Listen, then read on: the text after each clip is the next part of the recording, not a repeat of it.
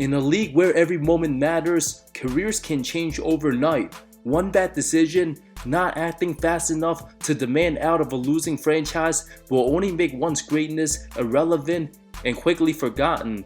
Some players, after grabbing those max contracts, lose their fire for the game completely, starting off as promising prospects, labeled the next future stars with good rosters built around them, being in a near perfect situation, but switching teams, whether through trades or free agency, the money pays, motivation fades, lazy complacency, nobody wants them years later when they're still in the middle of their contracts.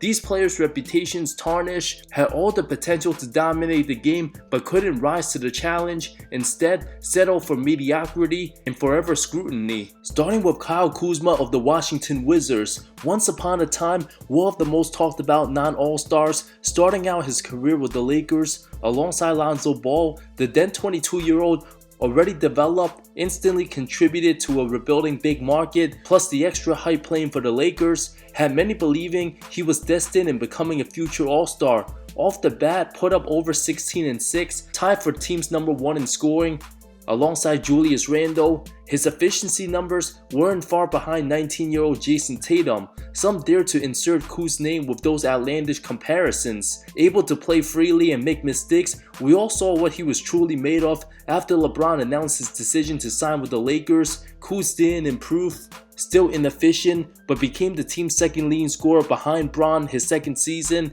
Ingram, alongside Lonzo, wasn't good enough to be critical pieces on a LeBron-led title aspiration team. Constantly in trade rumors, it was Kyle, the shocking one not traded for Anthony Davis, falling to become a third option, a daunting task for any LeBron-led team. Regressed to coming off the bench, not even a six-man candidate. 2020 Lakers, just mainly led by Bron and AD, with a bunch of terrific 3-and-D role players. Kuz being ball dominant and a streaky scorer, still chalked up bad shots, wasn't even the team's third option the whole 2020 bubble run. Lackluster first round series, 2021 with Phoenix. Traded in the Russ Westbrook deal, a huge regret by LA. Many thought Kuz would pick up where he left off his first 2 seasons, proceeded to average 20 plus on a bad team, which he did both 2022 and 23. Washington's record, however, with Kuzma in uniform, an absolute travesty. Signed $102 million 23 offseason, rejected a trade to the Mavs, not viewing them as real title contenders. From being on the second worst team to declining a squad that made the NBA Finals. Who's the joke on now? Having a weird hate on Luka, electing to take easy money to play in a no-pressure, losing environment. Instead, team snatched PJ Washington away from Charlotte, turned his entire image around. 2020's Lakers likely didn't even need Kuzma to win it all. Absolute losing mentality lately, especially in his prime years. Any of the 29 teams in a better position than where he's stuck at. Zone out all season, disgusting 14 points a game. For a 6-37 team, why Washington would even sign him 9 figures is anybody's guess. Given his struggles and near impossible to trade, might end up staying all 2025. Coming to camp in preseason out of shape, selfish ISO style of play, already missed double-digit games. Now with Alex Sarr playing power forward and the young guys improving, there's almost no reason for the franchise to play Kuz. Why would any team give up any assets for someone who's already peaked? Instead of being a third option, Kuzma in the conversation for worst player all time to average above 20 points in the season. Still a bad defender and weak outside shooter. By the time Washington's able to trade him, Kuz might not even be valuable enough to crack serious minutes on a real contender. Jerami Grant of the Portland Trail Blazers. How long has Grant been in trade discussions? Seriously, how many of you guys watched a Jerami Grant game since the 2020 bubble run?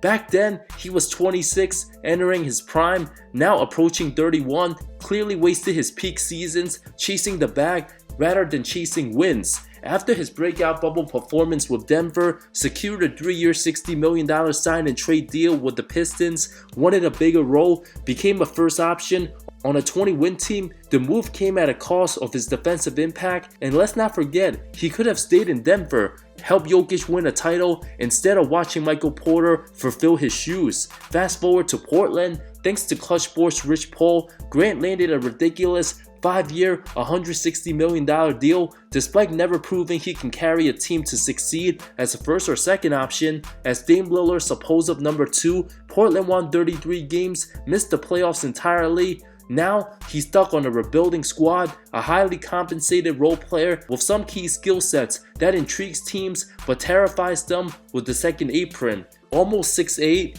Grant's weakness, way too glaring to ignore, a bad rebounder for his size, grabbing just 3.5 boards a game, not a good passer, now averaging under 15 points on 38% shooting on a 16-28 team. Younger players like Anthony Simons and Shady and Sharp outplaying him.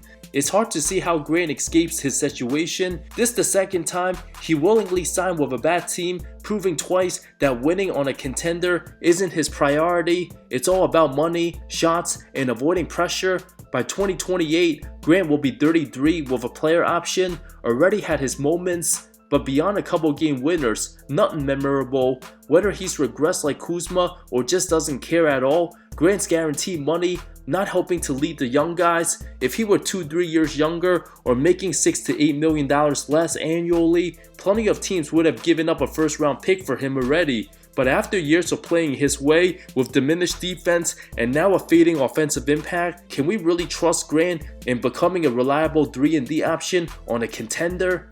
It's time to reveal the atrocious washed up Bradley Beal. All that cash stacked made you a big deal. No trade clause? What's the appeal? Chasing that bag while your team gets stuck? Supermax, no impact? What's the deal? Big 3 dreams? You're past your prime. An absolute brutal decline. KD and Book carrying the load while you sit courtside in injury mode. From promising sidekick of John Walls, the duo has some great moments similar to Dame Lillard and CJ out west. All these years, a Beal team never won more than 50 games in a season. From being in a good situation, Washington still hasn't recovered after John Wall's gruesome injury. Beal proceeded to have his prime years after, average over 30 a game, both 2020 and 21, didn't even make the All-Star team one of those years. Everyone knew his scoring purely empty stats, and what did it lead to? A 25-win season, followed by a first-round exit. Then came the Kuzma era, franchise incompetence, refused to rebuild, had season-ending surgery on his wrist, February 8th, shot a career low from 3, declined his $36 million option, only for Washington offering him an absolute travesty, 5 years, $251 million super max extension, averaged 23 points each of his final 2 seasons in DC, 35 wins each, securing the bag from a team that was going nowhere, the worst ever player to get a non-trade clause, only the 10th ever to get one, Beal the only guy on the list who won't make the Hall of Fame, Wizards able to trade him to Phoenix for scraps, already wasted too many meaningless seasons in DC, him teaming with Book and KD sounded good on paper. Many immediately skeptical from the trade, knowing he's only a poor man's version of Booker, but smaller, older, and worse, nagging injuries, struggled to fit in, a proven defensive liability, couldn't play the point, missed 29 games, destroyed and swept by Ant Edwards, respectfully came off the bench first time in his career, 5 straight seasons failing to play more than 60 games on his way to 6. Phoenix gambled and busted. Incredible how the dysfunctional Wizards found another team dumb enough to take it off their hands. Miami, no desire wanting him. Beal's the one getting blamed for the losing, but it's more the owners and GM's fault for wanting him in the first place. Had Bradley demanded out after 2020, could have had some memorable moments for another team. Now it's been almost 8 years since he made it past round 1. Ben Simmons, the man who went from being called the next LeBron to becoming the biggest joke of a disgrace. We only have half a season until Simmons could be out the NBA for good at age 28, having everything handed to him, blessed to be 6'10", with some talent off the bat, but cruising through talent alone, not enough to be an NBA superstar when there's no work ethic, just collecting them checks. Started in a perfect situation on a rising young team with star Joel Embiid. After missing his entire rookie campaign, Simmons' ceiling through the roof had talking heads lose their minds. But for the first time in 10 to 12 years, I look at the NBA, which I've watched for 4 decades, and I say this now with Ben Simmons. Hey, LeBron, we're good, bro.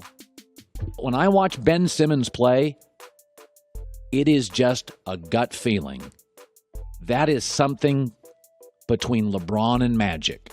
Led his team to the 3 seed, but got exposed for his lack of shooting 2018 Boston series. Given a pass, had time to fix his flaws, even as a 5th scoring option on the loaded 2019 squad with Jimmy Butler. Simmons' ceiling through the roof. Philly elected to extend him and comfortably let Jimmy walk. Being 23 years old, had knee surgery, missed the postseason bubble, finished 2nd for Defensive Player of the Year 2021, led his Sixers to the #1 seed, originally hurt his back February 2020 before the shutdown, had nerve issues, on verge making the conference finals until the epic unforgiving collapse in the Hawks series, one that destroyed his legacy forever, giving the stress, anxiety, and heavy backlash, demanded out, couldn't have found a better situation than being a 3rd option next to KD and Kyrie, then all of a sudden can't play. Had everyone fooled he was coming back for the playoffs until all the memes came out. Of course he sat out.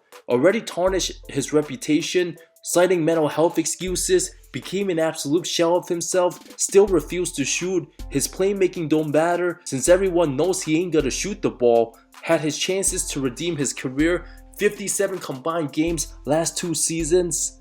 Still nerve issues on his back. His biggest hype each of the last 4 seasons, the bootlegged fake summer edition workouts, wasting all this opportunity to reinsert himself back to star caliber. Simmons continues to fold, looks washed, mentally checked out, league already moved on from him years ago. The combination of talent and entitlement never works out. The least productive player to ever make $40 million a year, even if he retires, already secured generational wealth. When his heart's not in the game, what's the point of playing? If he never plays in the NBA after this season, nobody would give a damn.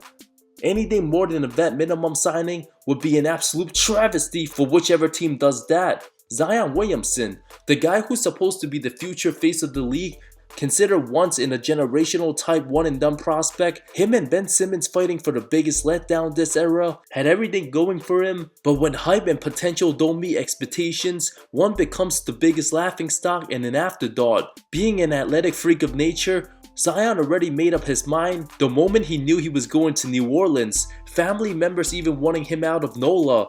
Missed more than half his games. NBA even went out of their way extending its bubble regular season play to have Zion a crack at the postseason, only to show up out of shape. After 85 total games first 3 seasons, New Orleans gave him a 5-year, near $200 million max with expectations and weight clause in his contract. With injury insurance, Zion proceeded to fire his agent when he's the one with an eating problem. 2025 will conclude his 6 possible seasons, 0 playoff games played. New Orleans 2023, not super bad of a team, but bad organization, terrible leadership, awful management, having him do 360 dunks and warm-ups, but post DMP in real games, constantly out of shape, too many off-court distractions, late to practice, suspended after missing 27 games and the few times he could actually suit up. The clock continues to tick for the overhyped first pick, too many injuries after another, months of no return, has no outside game, can't space the floor, not a great rebounder or defender, only dominates being around the basket. Zion simply doesn't have any role player qualities. All indications show the 24-year-old's career will be over before age 30. Being entitled since his teenage days, Zion's contract will be near impossible to trade. At this rate, Williamson himself might just be the most talented player to never play in a single NBA playoff game. How many of these players will ever get the chance to become impactful players on true contenders? Bradley Beal right now can't even be a 3rd option on a 500 team. If it wasn't for Phoenix stupidity, he'd still be losing games with Kuzma together. Will DeAndre Ayton end up next with Portland? After this season, going through the motions, another one of those lazy guys, blessed to be 7 feet with athletic ability, might get benched or even brought out for his laziness. We shall see after 2025.